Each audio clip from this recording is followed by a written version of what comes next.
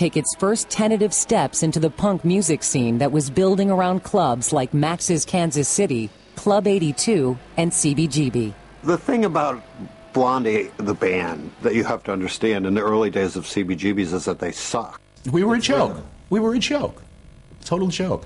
Luckily, the punk music scene was about more than just hitting the right notes. Plus, Blondie had something that no other band had. By 1975, the punk music scene was taking root on Manhattan's Lower East Side.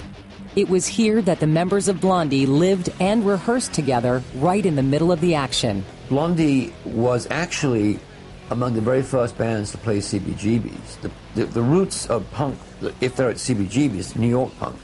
It starts with the Ramones, Television, the Ramones, Patti Smith, and Blondie.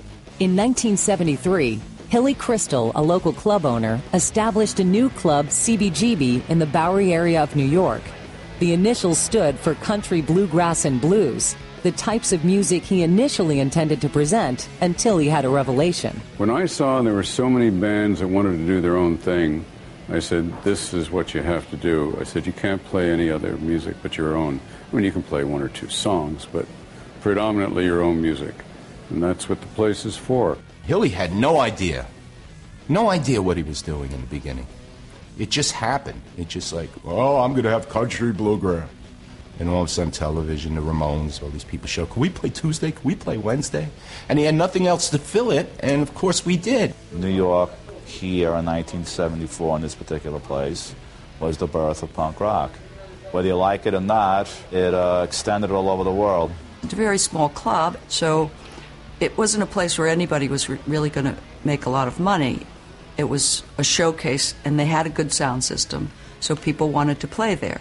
CBGB's was this rather small club, smelled bad. You don't want to remember that. I mean, there was dogs that lived in CBGB's. Oh, God. Well, the dog would take a dump on the floor, and they wouldn't pick it up. It was very dirty, very dark, very grimy. It was not the nicest club in the world, you know? Most of the bands couldn't play very well, but they learned how to play at CBGB's. And that was one of the things about CB's, was that Hilly let bands play to learn how to play.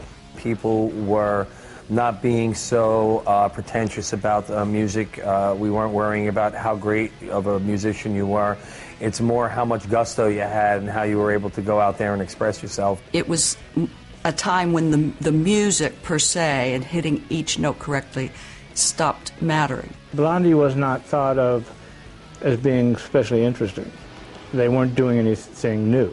And Blondie, you know, was a stepchild of the downtown scene in terms of the respect. It was Patti Smith and Television and the Ramones. They were really strange, you know. They did really short songs and would get in fights and throw their instruments, and you know, the whole set was probably 15 or 20 minutes long.